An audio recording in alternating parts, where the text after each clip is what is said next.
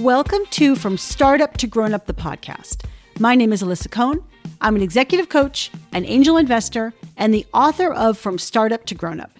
Each week, I talk to founders, creators, advisors, investors, and builders of all kinds about their insights and experiences in going from startup to grown up.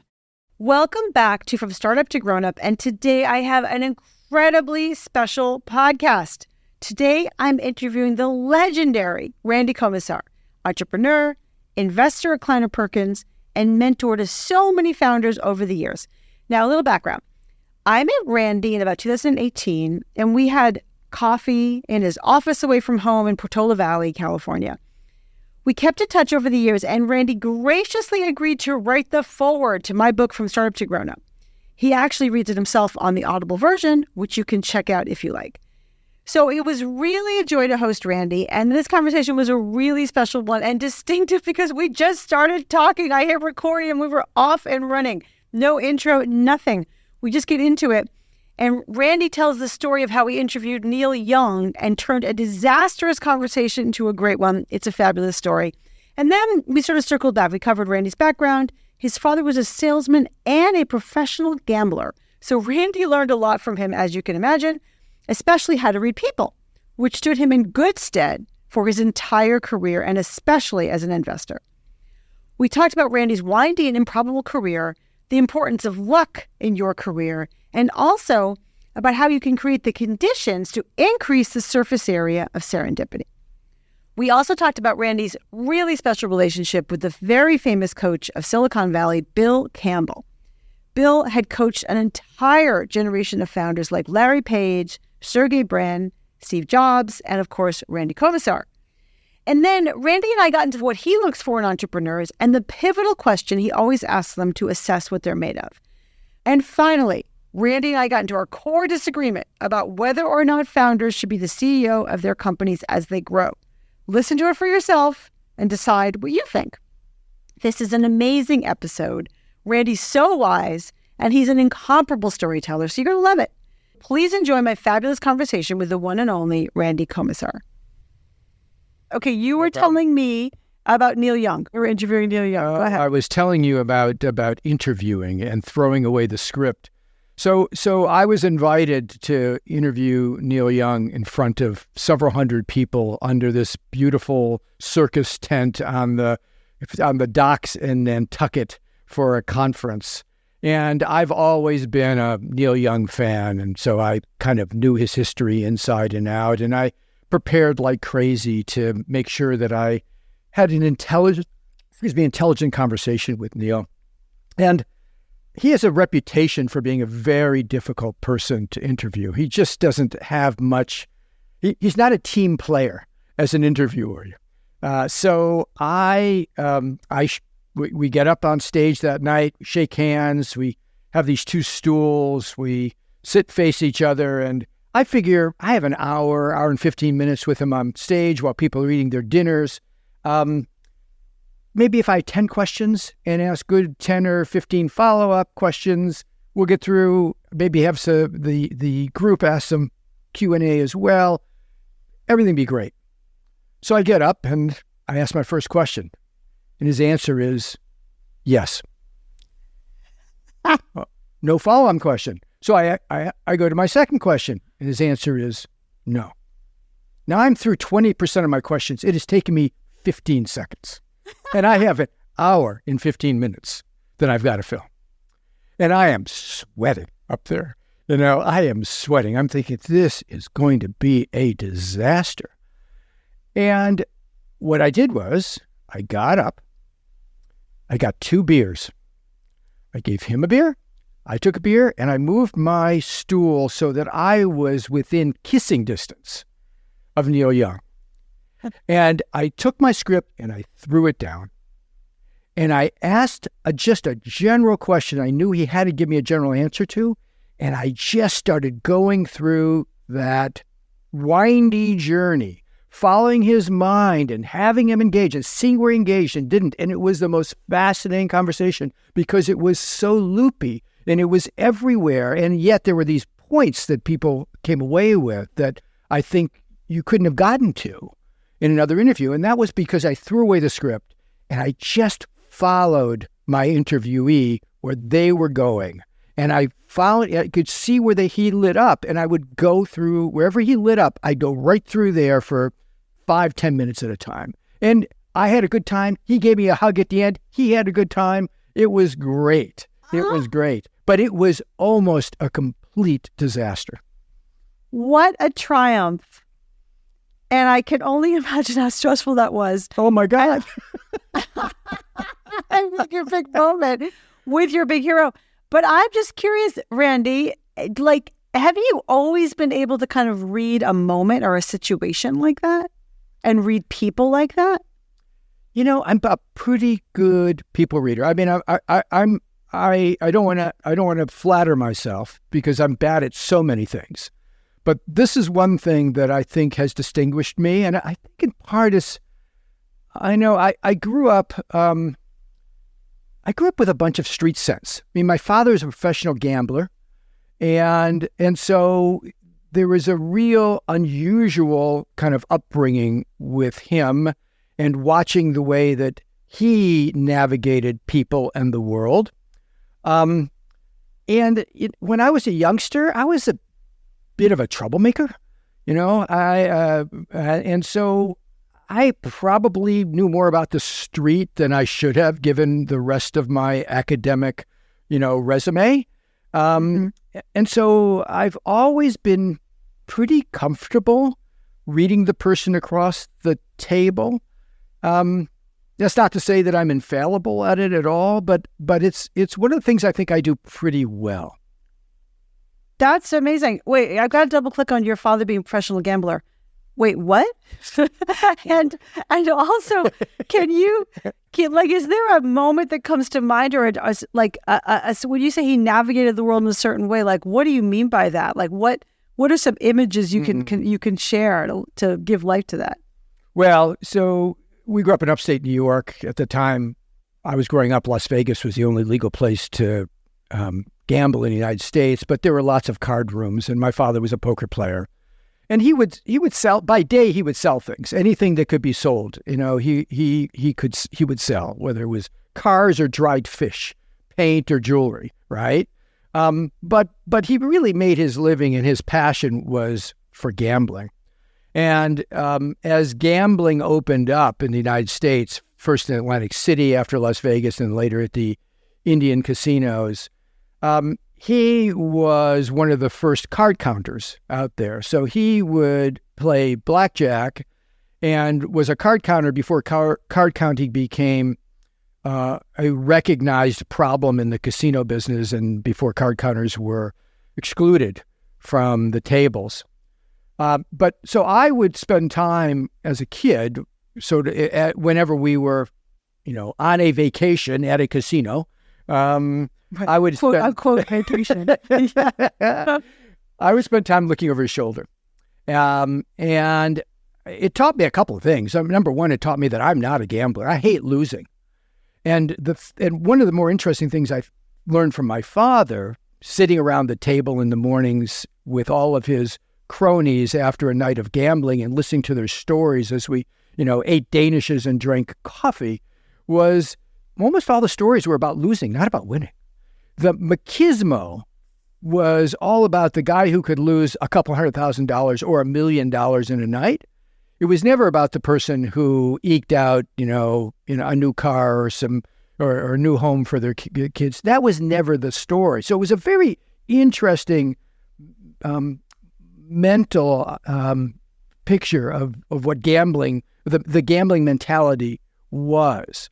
But because my father was both a great salesman and great bluffer, as he was able to sort of understand where somebody's particular weakness was and play that as a salesman, play that as a poker player.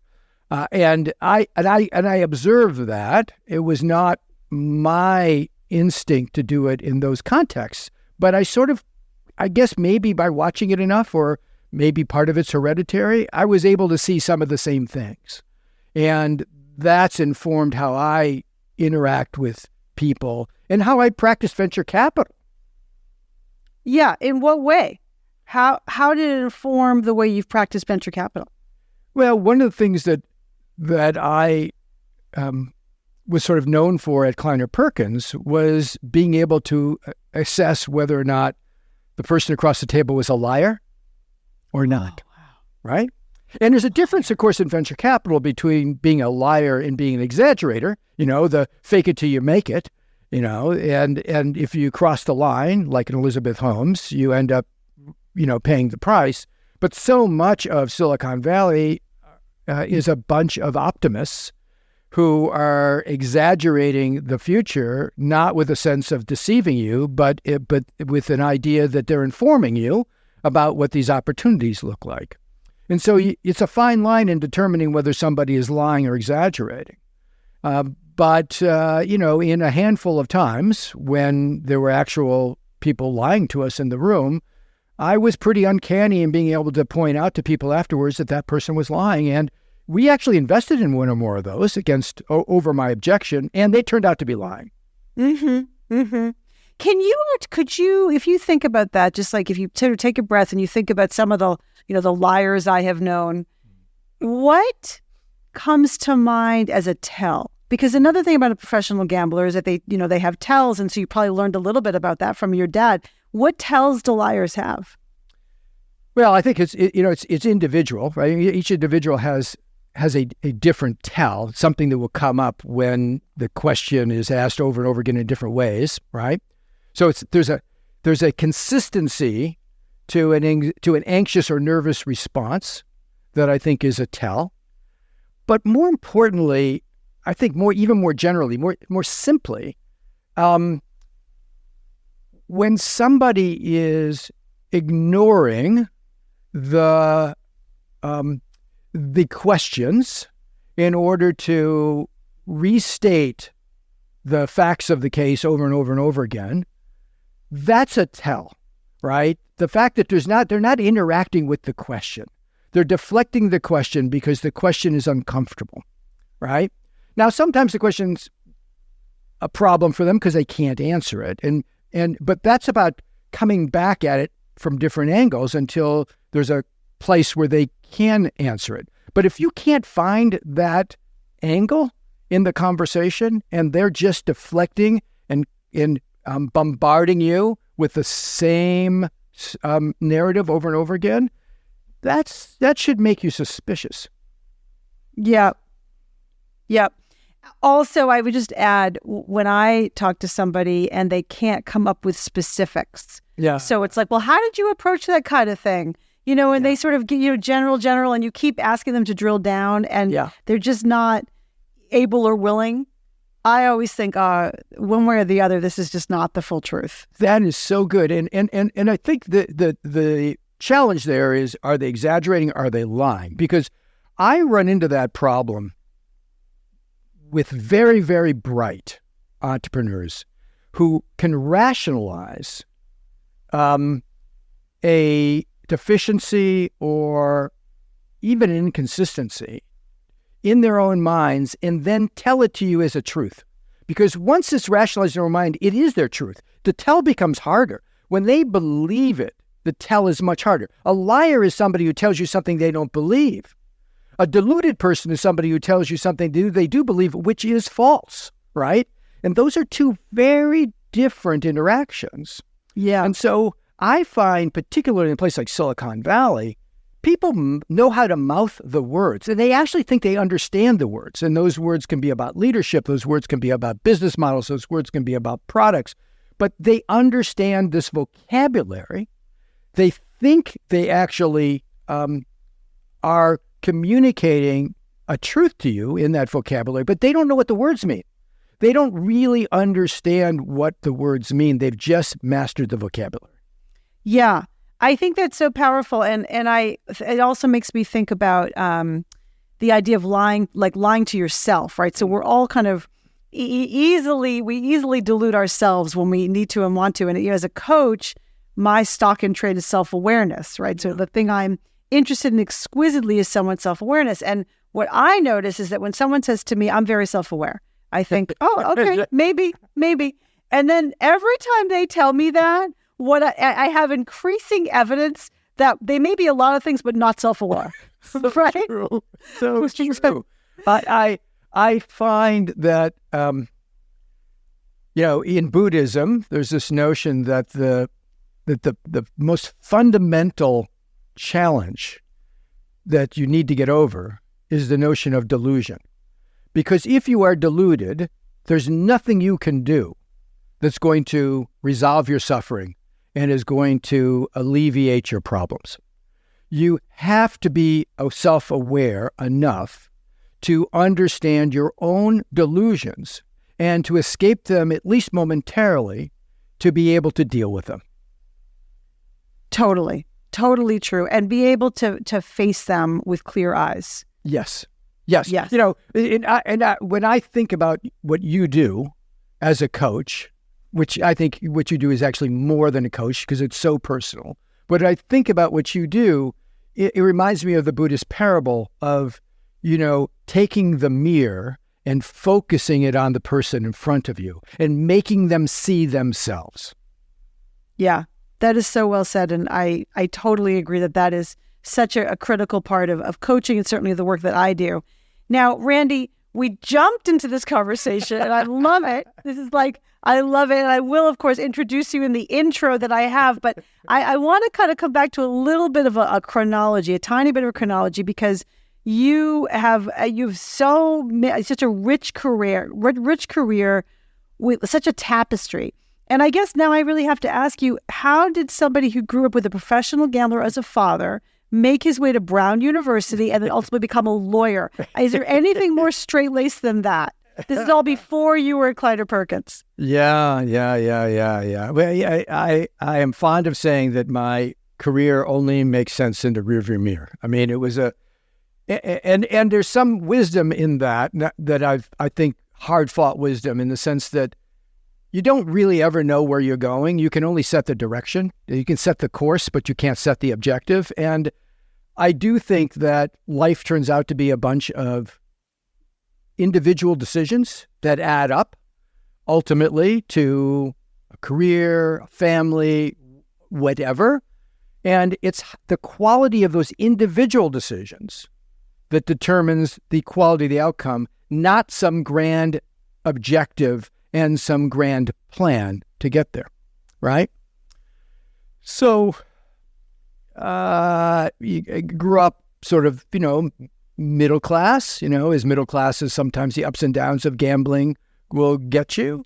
In upstate New York, did reasonably well in school, but I don't think there was any anticipation that I would go to a Brown University.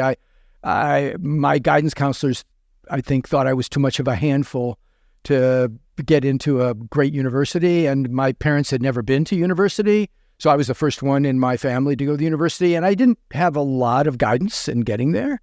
And so I ended up really first at William & Mary, largely because they took me, right? I was going to say also a good school. Just to say that. Yeah, good school. Like I stumbled here to the college, William & Mary. I don't think so. Yeah. I was very pleased. When they took me. It didn't suit me. It was a very straight-laced place. But I got into college. And my sense going through college is I really didn't know what I was going to do on the other side. I thought I was incorporating enough of my father's values and goals into my own at that point, in your early 20s, late teens, that I just expected I'd do something in business. My father had always felt like being a lawyer was a good trade to have, in large part because he was always having to deal with lawyers. And I came from a family where the idea of a lawyer was a license to steal, literally. I mean, that's how they used to say, lawyers have a license to steal, sort of the Trumpian notion of a lawyer.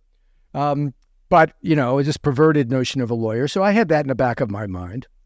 I transferred to Brown and sort of found myself in paradise because Brown was a place where, you had to work hard to get into, but they didn't tell you how to get out. It was the most creative place you could imagine. You had to find your own path. You had to bushwhack your way out of Brown, right? In those days, you could take every course for without grades.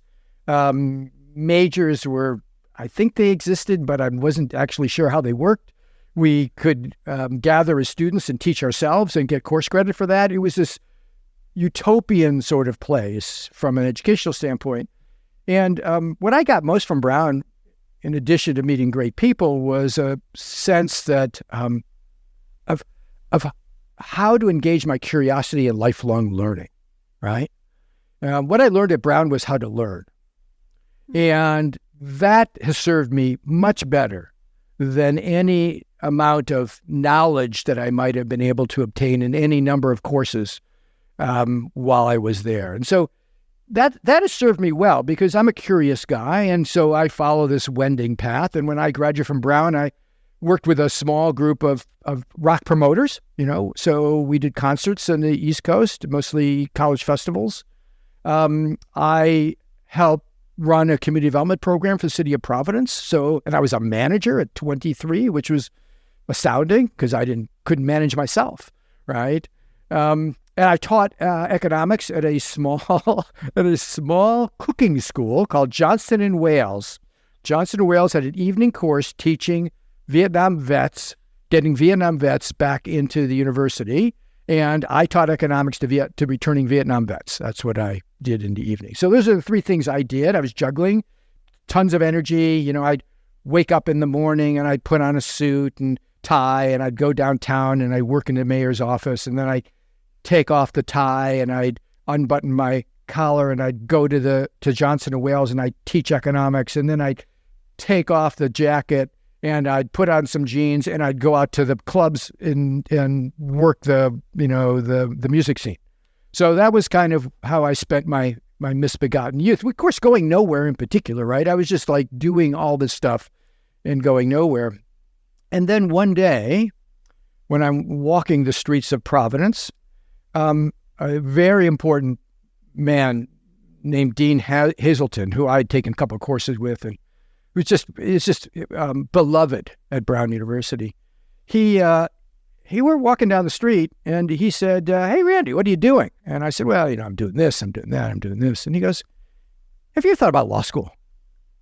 And of course, I'm thinking about my father and license to steal and all this other stuff and law school. And he goes, "If you want to go to law school, I'll write your reference." Really? Yeah. And so I went home and I went to the bookstore and I bought one of those, studies for the LSATs. And I went home and I took a practice exam. I did okay. So I thought, oh, what the heck? And so I applied to law schools and I got into Harvard. Who would have thought, right? Who would have thought? And I thought, by the way, at that point, I'd be a lawyer and be in the music business. I thought I'd come out and be in the music business as a lawyer, as an agent or whatever. And yeah, that's what I thought I would do. Good plan at that point. But I just want to highlight for everybody, for you, for everybody listening, the power of that moment of serendipity, or that random moment where someone says something to you that unlocks something. And I think it's so significant to realize that, like, you might be the object of that, but you could also be the person who can unlock something for someone by seeing potential or seeing a possibility that they don't see in themselves. And he did that for you. I love that. I love that you. So I'm going to tell you a little piece of story I skipped over because it will let you understand how important that really was. So Dean Hazelton, beloved at Brown, but I don't know anything about Brown. I'm transferring to Brown. I've been partying all night. I get in my car at 2 a.m. I'm going to drive to Brown because I have to register the next day, right? So I get in the car and I drive down to Providence and I'm, hungover and I'm asleep and I find a parking space near the provost's office and I got to go in and register, right? So I can go back to find my dorm room and go to sleep. So I get out of the car. And I shut my door and I'm walking down towards the provost's office and this guy walks by. I've never seen him before in my life. And he goes, "Hi, Randy. Really glad that you're able to join us at Brown." I don't know who this guy is. I've never seen before. I've been to Brown once, and it was for a drunken night, a year before when I was looking for universities to transfer to. And so that's Dean Hazeltine. Dean Hazeltine makes that connection. He touches my heart at that moment. And from then on in, when he hits me 5 years later with that comment, it touches me again because of his consideration for me the day that I first met him. Yeah, the power of that consideration, of that relationship, of that genuine caring, it's so meaningful. And I guess it just leads me to now kind of maybe go to another core relationship I know is so important to you. So you became a lawyer, God help you. You stumbled your way through the Ivy League. You became a lawyer. You went to Apple, and at Apple you did your work. And at Apple you met who would become legendary coach Bill Campbell. So talk about how you met Bill Campbell and how his impact has really shaped your career. Bill Campbell, I can't say enough about him. I mean, if next to my computer is always a picture of Bill's in my office, always, because those of us who were disciples of Bill always learn to ask this question of ourselves, which is, what would Bill have done? What would Bill have done? Whenever you're in a difficult situation, what would Bill have done? And so I always have Bill right there. Now, I want to finish that thought before I go back to meeting Bill. What you're really asking yourself after spending decades, I spent 4 decades, I think, with Bill. What you're really asking yourself is, what would your best self do? What would your best, because Bill brought your best self out. So you're saying to yourself, well, what would Bill do? What you're really saying is, what in my heart is really the right thing to do? Because that's what Bill elicited from us. So I'm at Apple, and at that point, I'm senior counsel. I'm sort of responsible for the legal part of half of the company, but not the sales and marketing side, which is what Bill is running. And so Bill and I don't really know each other very well. We run into each other in a couple of meetings, and usually Bill, being a great sales and marketing guy, he wants to do something that I need to rein in. And so there's this debate, and you really don't debate with Bill because Bill was an overpowering, personality. But nevertheless, I would nibble at him to try to get to the right answers. So I had no relationship with Bill. I mean, other than those interactions. One day, and Apple is maturing, and they're thinking about building a real professional general counsel's office. And frankly, I'd come to Apple to leave the law, not to get more involved in law. So I'm thinking about leaving and blah, blah, blah, blah, blah. And so I'm sitting around my office one day, and, Bill comes charging through like a tank, like he always does. It's running down the hall. And you can always tell when Bill's in the building because, there's a wind that is sort of in the building. Anyway, he grabs me. He said, I got to talk to you right now. And that's, okay, Bill, great. What, I'm figuring it's some legal issue, or I've done something wrong or whatever. Pulls me into this office, and metaphorically, it's great because it's a dark office and he doesn't turn the lights on. So I'm sitting in the dark with Bill, and Bill turns to me and goes, well, tomorrow Apple's going to announce that they're spinning out the software company, and I'm going to run it, and I need a co-founder, and I want to know if you want to co-found it with me. And I'm looking at him trying to figure out what just happened here. I don't really know this guy. Why am I the first person he's talking to? And what is this job? And he says, and then he turns around in a Bill way and he goes, I kind of have to know right now. Now, mind you, he hasn't told me the job, the title. He hasn't told me anything about comp, obviously. Nothing. He's just said, do I want to join him on an adventure? And best decision I ever made in my life. I turned around and without hesitation said, yeah. And that started a relationship that was so important to me. And I think that's really important to Bill. I mean, Bill and I, We did. We founded Claris together with several other people. All became co-founders. That was Bill's way of building a team. We then did GO Corporation together, which failed as a company, but where I learned a ton about leadership and talent development. But after that, we continued to work together on projects or personally for decades. And if we didn't have a reason to meet sometime during the course of the month, then we would get together for coffee every month, regardless. So we did projects together. We did Nest together. We did a number of other projects together. I worked out of his office for a while when he had moved his Intuit office into a separate chairman's office. He was very, very important to me. And I learned a ton from him about leadership and the development of people. Yeah. I definitely want to explore more about that, but I also just want to, I sort of realized I didn't quite lay the context of who Bill Campbell was. Again, legendary coach.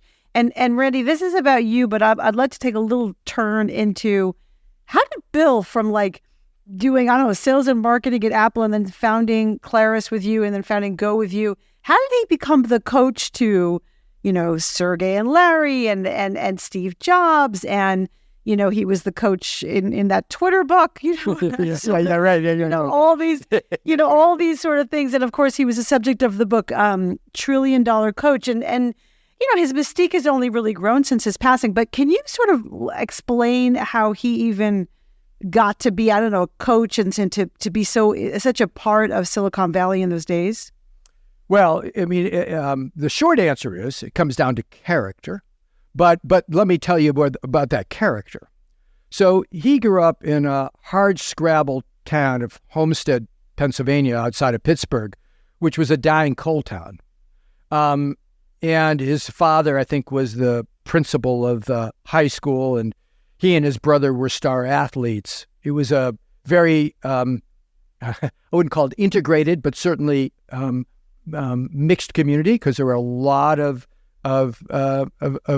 Afro-Americans who lived there and worked in those coal fields as well, and a lot of poor white people. And it was very much a lower middle class, blue collar community. So that was Bill's kind of hard scrabble, both athlete and small town, small dying town kid. He got himself into Columbia. His brother got himself into the, I believe it was Annapolis. And his brother, you know, according to Bill, was really the star. His brother was a better athlete. He was a better leader. He was a hero. And Bill always thought about himself as actually just being in his brother's shadow in a really nice way because he loved his brother dearly, was devoted to him. But Bill ended up at Columbia. Kind of the way I probably end up at Brown, you know, kind of with a bit of luck, and a lot of hard work. And he was a star athlete on the football team at Columbia. And, you know, a bit like me, I guess, you know, he graduated and decided to follow his passion, which was football, and became a football coach. And he was at BU or Boston College, excuse me. He was at Boston College. He was a football coach, and then at Columbia, and you know, in the story, the little joke he always told, and Bill would repeat his jokes until you could, you know, repeat them in your own mind faster than he could say them, because he would just say the same thing over and over again. That was Bill. He was very quaint. But Bill, one of the things you'd always say was, people want to know why I went into business. They should have seen my record as a football coach, right? You had a terrible record, terrible football coach. But, you know, he charmed an executive at J. Walter Thompson, who brought him in to learn the advertising business. He then charmed one of his clients, Kodak, to become an executive in marketing in Rochester, New York. And then he charmed John Scully to bring him from there into Apple. Now, what I think Bill was exceptional in so many ways, but he was particularly exceptional in a place like Silicon Valley that was full of nerds that didn't have the character, the grit of growing up on the streets of Homestead and being a star athlete and understanding teams and leadership. And so I'm not saying that he had that he would not have been successful elsewhere, but he was particularly successful in Silicon Valley because people like Jobs and Sergey and Larry, they'd never seen anybody like this. I mean, these are the nerds in the back room who are, not part of that world. And suddenly they're seeing somebody with the strength of character, the determination, the devotion and dedication that those of us that have actually played sports have seen in our coaches. They're seeing it from this guy. And they're seeing it in a very special way, but nevertheless, they're seeing it from this guy. So most of the people he really touched were people who had never been exposed to somebody like him, right? And with Bill, they were being exposed to the best of the best in that regard. And $1 Trillion Coach, the book that was written about him, I must say, I've objected to that book so many times because Bill would have hated that book. The idea that the title of that book alone would have nauseated him. I mean, he never wanted to be known for his money or his resources. He wanted to be known for his character, for his caring, for his relationships. And I can go on and on and on. But Bill was a very special person to those of us who had the privilege of having sort of an intimate relationship with him through really critical parts of our careers. Yeah, that's beautiful. By the way, when you talk about that in terms of having a picture of him and, sort of what would Bill do, I guess I would just say that, I feel that way about Marshall Goldsmith. I met 17 years ago and he's become a dear, dear friend and a mentor. And his picture isn't here, although that's a good idea. But I just appreciate so much what he gave to me and how he, at least, still continues to give to me and shows me the way for me and so many others. So I think it's very powerful to have a figure in your life that you can, frankly, that in some ways you're absolutely right, that you're activating your best self. And it's very helpful sometimes to have someone who kind of, I call Marshall a muse, like click, what would Marshall do? Or click, my best self gets activated. And I think that's really helpful. Yeah, it becomes shorthand for that. I mean, I think a great coach, you may become the avatar for the other person's best self, but it's really about bringing out that other person's best self. That's what a great coach does, right? They bring out your potential. Totally. So from all of those entrepreneurial experiences and the different businesses you ran, you ultimately became an investor, a partner at Kleiner Perkins. I think you've been there for 12 years. I actually don't even know if you're still there. Oh God. Well, neither do I, So I joined in 2005. So it's 18 years. And the reality is that I have not been doing any new investments there for, several funds now, probably 5 or 6 years. But the way venture capital firms work is it's a series of different funds that you're partners in. And I'm still partners in a couple of funds that have not yet been liquidated. So I still have work to do on those companies and with the firm. And so I'm still very associated with them in that regard. I just haven't been making new investments with them. I see. That's helpful. Yeah. Well, so I'm curious. So then you became, I am certainly curious why you decided to become a venture investor. But then also, if we sort of continue to circle back to leadership, how do you think those experiences formed you as a leader, and how did you think about that when you were choosing and thinking about which entrepreneurs to invest in? So I'm going to break that up. Let me because those are two questions that could take us the rest of the interview. But the first one. So let me talk about how I came to Kleiner Perkins. So I after I co-founded Claris with Bill, and then I was his sort of right-hand person, COO, whatever you want to call it, CFO at GO Corporation, which we then sold. I went off to be the CEO of LucasArts Entertainment. So I ran LucasArts Entertainment for a bit, and then I ran a Kleiner Perkins company called Crystal Dynamics in the gaming business.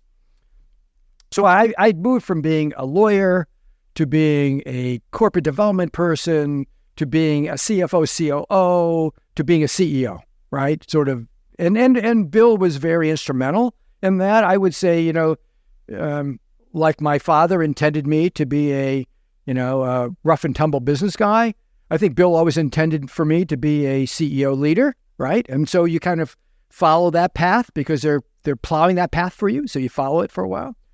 But I will tell you, by the time I left Crystal Dynamics, I was convinced I didn't want to be a CEO. I loved being second to Bill Campbell. I loved it. It gave me purpose.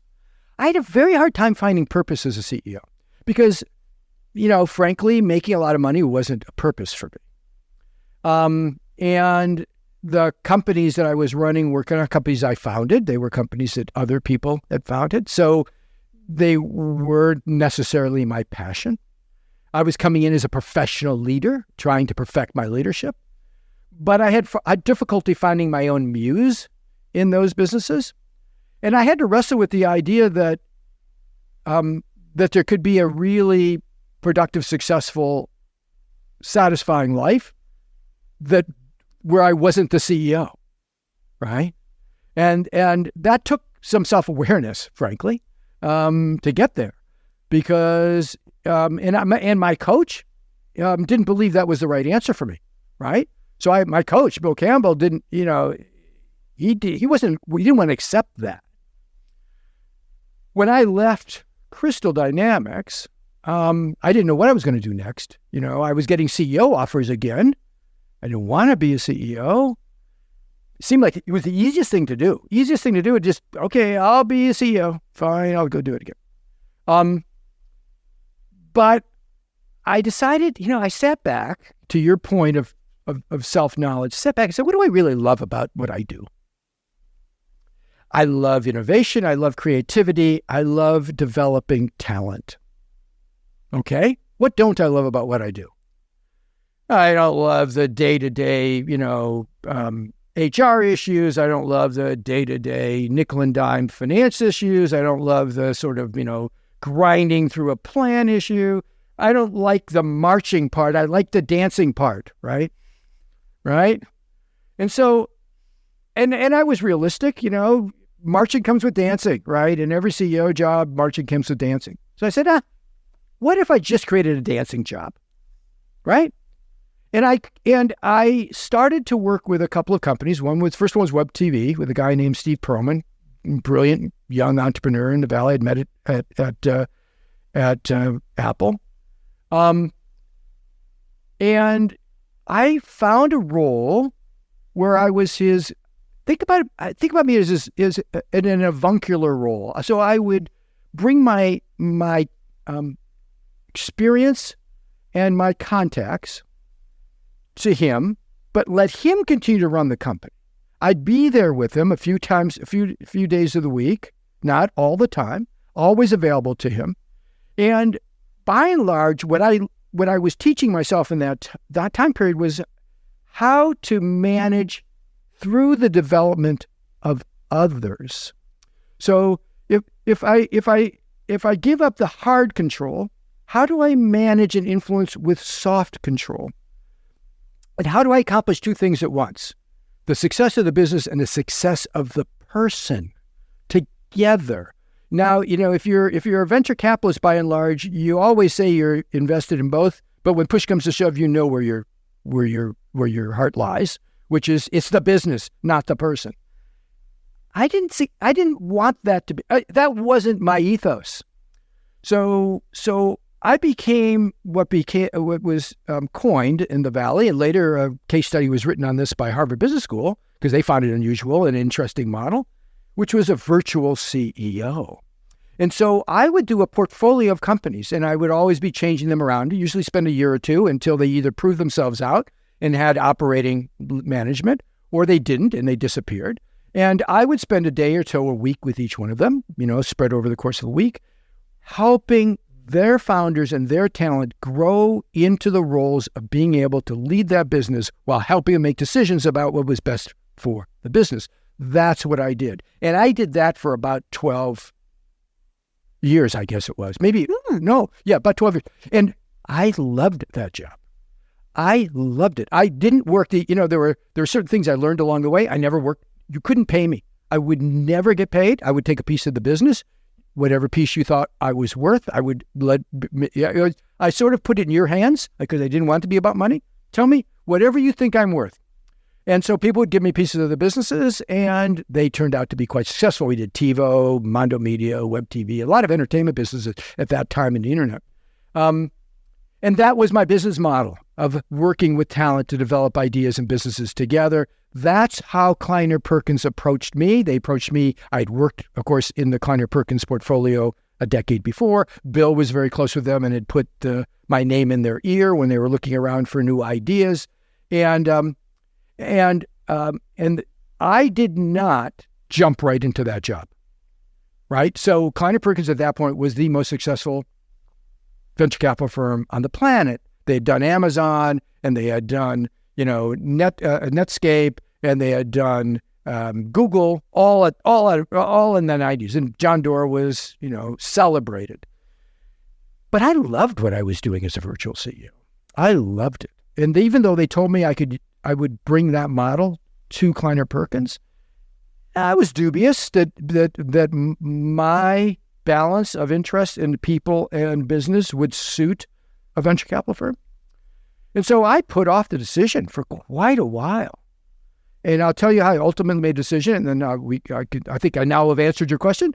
And I ultimately made a decision because I looked at what I was doing, and I said, if I believe that innovation is my passion and what really gives me sense of purpose, then I need to open this door and go through it, because there's no other place on the planet where I'm going to have the resources and team to be able to exercise that passion. And that's why I went to Kleiner Perkins. Well, that makes complete sense. And by the way, were you able to bring your model of virtual CEO or something like it to Kleiner Perkins? Yes and no. Mm-hmm. And I think, in fairness to them, they were very tolerant of me. I mean, I probably was one of the more outspoken people on many issues, and certainly did not have my venture capital investor hat on all the time. I had my human hat on a lot, and so they were very tolerant. I would say for the first 3 or 4 years, they were encouraging, but maybe skeptical. And then I started having success. And when I started having success with this model, in particular, I was the first company that Kleiner, I backed the first company that Kleiner had go public after the 2000 crash. I had, the biggest outcome at the time, now it's much bigger outcomes, but with the sale of Nest. My portfolio was not like most of the portfolios there, where there were, people would invest in a dozen companies or more. I'd often invest in 1 or 2 and then really put my time and energy. So I had to make I had to make good choices, particularly around people and ideas. So I think my success bought me respect, but I don't think the idea of the virtual CEO would have succeeded without some real returns that I was able to deliver to the fund. Right, totally. So that brings us back to sort of, it almost feels like it brings back to your father and reading people, right? So, and also maybe your experience, running businesses and all the things. But I'm just curious, how did you, when you would talk to founders, to entrepreneurs, you had to make decisions, as you just said. You couldn't make a lot of decisions. You couldn't say yes to a lot. You'd had to say yes to just a few. What were the distinguishing features that you looked for, and how did that model evolve as you went? Yeah. I'll take you a bit on the journey with me. When I started, even before Kleiner, when I was doing the virtual CEO work, I thought there was an algorithm for this, right? It had to be an algorithm, right? So if you just had enough data and you were smart enough, you could outsmart the system, right? That's what I assumed. That, by the way, is completely contrary to everything I ever learned from my father, which was my father taught me that you had to have the data, you had to do the hard work, and then you had to be lucky. Then you had to be lucky. There was no shortcut to luck. Gambling is about luck. And to take you on, again, another little diversion before I get back, because I love these diversions. The interesting difference between gambling and venture capital, everybody sort of says, oh, your father was a gambler. It's natural for you to be a venture capitalist. Completely different. And the reason is that gamblers understand that they don't win no matter how good they are without being lucky. They welcome luck. They invite luck. They celebrate luck. Venture capitalists think they're smarter than luck. They don't understand how important luck is. And as a result, they give you every excuse in the book for their success that isn't lucky. And as a result, they don't understand how to invite luck. And there is a way to be lucky. There is a way to be luckier. And there is a methodology to being luckier, which I learned from my father. And a venture capitalist won't learn that because they are in denial about luck, right? So that's deviation. Obviously, I'm looking forward to getting back to you. How did you think about that? But obviously, I now have to say, really, how do you maximize your opportunities for luck? How do you invite luck? That's fascinating. Okay, so in the last book I wrote, which was now 3 or 4 years ago, called Straight Talk for Startups, I end with a chapter on this. And I talk about how Steve Jobs was the luckiest man on the planet. And I talk about how Sergey and Larry were extremely lucky in the Amazon deal. And I'm not going to go into details here, but the stories are really fun stories because, there's Steve Jobs was 2 decisions away, and the 2 decisions weren't his own, from being a footnote on history rather than being a celebrated entrepreneur. 2 decisions. Right? Love that cliffhanger. Everybody go to the book Straight Talk for Startups to go hear that story. Okay, continue. What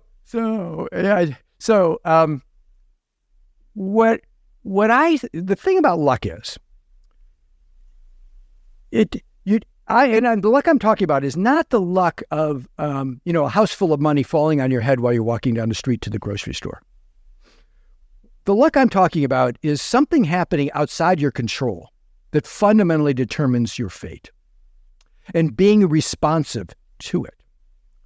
And I have challenged business schools. Literally, I've sat at the dais and had these debates where I think that business schools should have a course on teaching luck, which is effectively teaching about spotting and taking opportunities where they lie, in spite of how smart your plan is. To the contrary, right? To the contrary. So you can stick with your plan and fail, or you can take your understanding of the opportunity and deviate, pivot.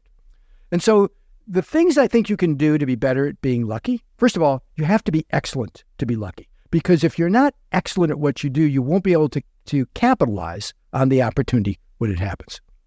You've got to be flexible, meaning you've got to be willing to consider things outside of your own genius in determining your fate.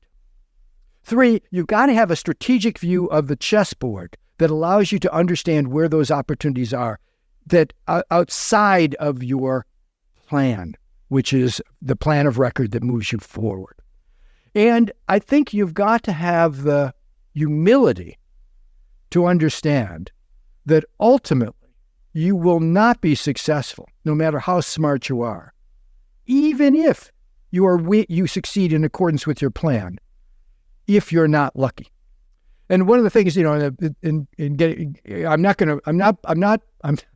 not pushing my books here, but in getting to Plan B, John Mullins and I talk about the idea that, most companies in Silicon Valley that have succeeded did not succeed with their plan. They succeeded with something else later. And that's because they were agile enough, smart enough, good enough to see and seize the opportunity. And that's the ultimate thing, which you got, if you're going to be good at luck, is you've got to be decisive. When that opportunity hits, and this is where Steve Jobs is the luckiest man in the world, and we can learn from him.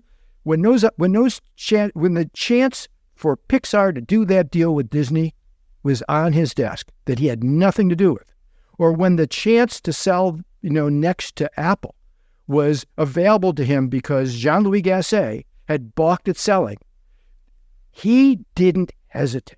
He knew the answer. That's how you get to be good at luck. I love it. It just also reminds me that when Bill Campbell pulled you into that conference room and he said, "You want to co-found this company with me?" And you're like, "Wait, who are you again?" Sure. and I was the luckiest man in the world. Yeah. Right? Yeah. That's beautiful. I love that. And I am curious, you just said, and then we want to go back to what you look for in entrepreneurs, but you just said that, the best outcomes in Silicon Valley are the ones which had sort of the plan B, the so-called plan B, something else. And because their opportunity was there and they were able to seize the opportunity, because of these cluster of skills, really, you're talking about a cluster of traits and skills that combine together with luck, including decisiveness, including humility and openness, including agility. But were any of the companies that you, is that true of any of the companies that you invested in, especially in your early days in Kleiner Perkins? Oh, God, yes. Yeah. Absolutely. Positively. No question about it. I mean, I had companies who actually, found their way to bad luck by making bad decisions around opportunities that came up.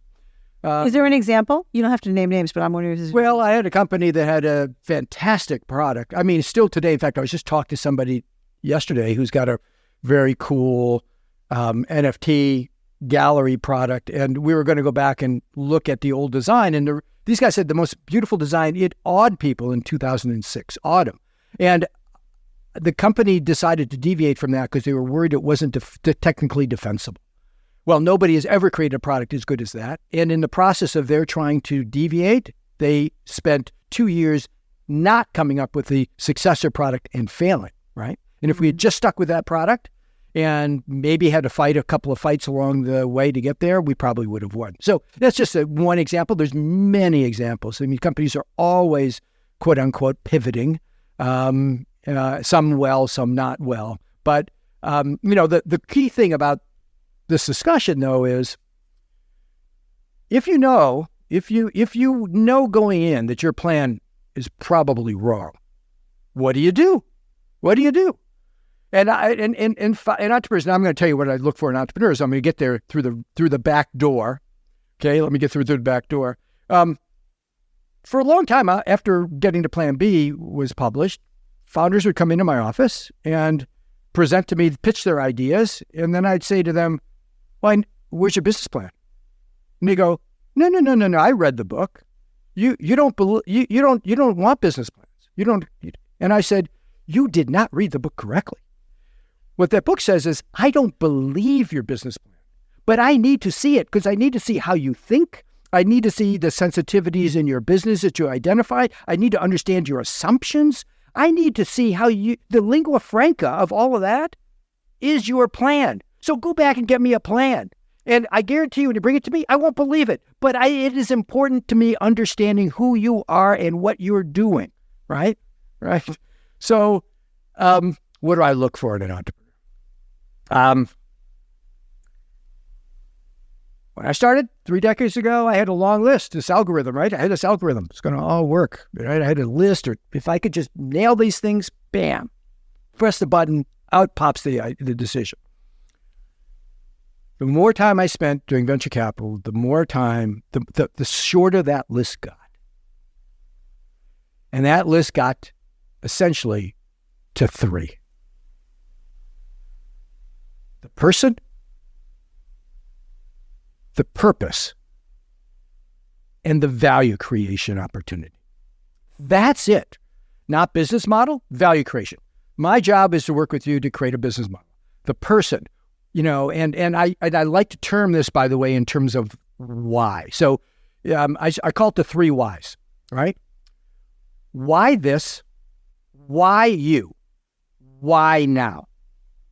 Now, answering those questions leads to a whole bunch of other questions, right? So you get much deeper than that, but you start with those questions. Tell me why this? Why is this important? Why is this worth doing? Why is this, by the way, in a business where most companies fail, worth failing at? I ask that question of every one of my entrepreneurs. Is this worth failing at? They always look at me like, what? Failing? What? It's like the chances of you succeeding are improbable, meaning less than 50%, right? How are you going to make sure that if you fail, you haven't wasted 3, 4, 5 years of your life? Why is this worth failing at? Answer me that question. So that why is a really important. Next one is why you. What do you bring to the table that's special? So you got this idea. So everybody's got this idea. And ideas, for whatever reason, it's uncanny. Ideas come in dozens in the in Sand Hill Road. Somebody comes with an idea, go, wow, that's pretty cool. The next day, 4 other people walk in with the same idea, right? That's how it always works. Nobody ever walks in with a unique idea. It may be unique for 48 hours. I don't know what happens out there. It's never. So why you? Why is this the right thing for you? Why are you going to be the person to make this successful? And then why now?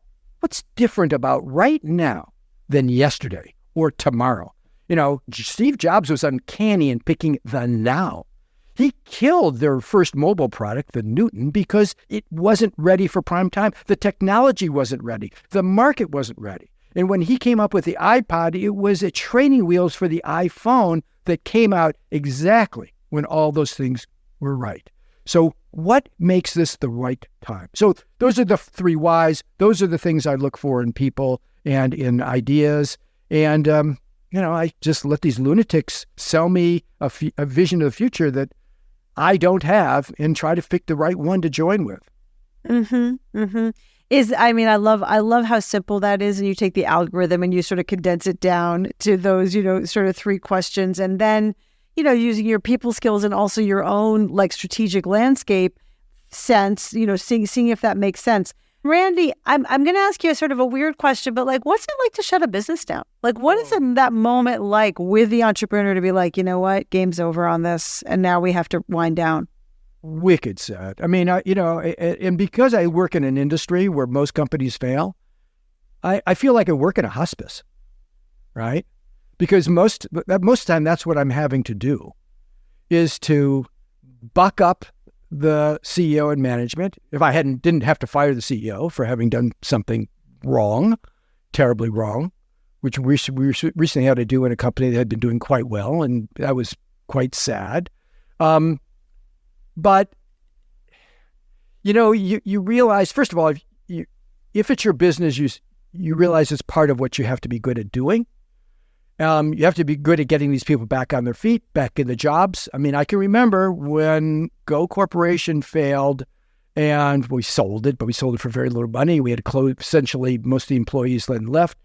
John Doerr spent tremendous amounts of time on the phone making sure each one of us had a job. He was a reference for everybody. He considered that his job to do that after the fact, after the time when it was clear he wouldn't make any money from it, and where his future was in other investments. He felt like he couldn't close the books. And that is a best practice that I've learned as well. Amazing. So significant, so important. Randy, I just have a few more questions for you. I know we're going to go off on a tangent on this, but I really have to ask you. Randy, you were kind enough to write the foreword for my book, From Startup to Grown Up. Thank you, Randy. And I asked you on purpose to write that. By the way, I plucked up my courage during the pandemic to ask you to write that forward. But I thought it was so intriguing because when we met each other at your coffee shop there in Portola Valley, you said to me, founders shouldn't be CEOs.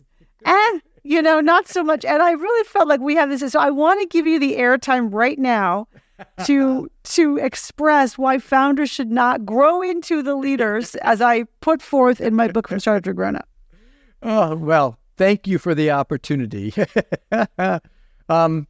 Look, from the first time we met, I knew I'd met a kindred spirit. I knew that you cared about people that as much as I did, and that your purpose in life was people, much like mine was.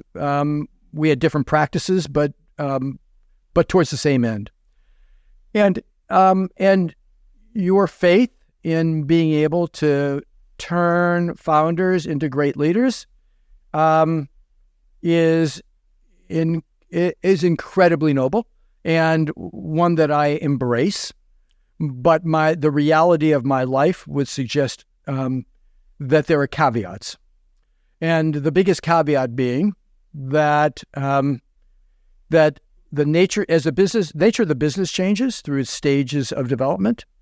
The requirements of who should be the leader change as well. And the principle that I saw being promulgated when I was starting in the business was you were going to grow every founder into your CEO. Everybody was going to be Bill Gates, right? Everybody was Bill Gates, who is an exceptional person. We can't all be Bill Gates. It's not going to be just not the case.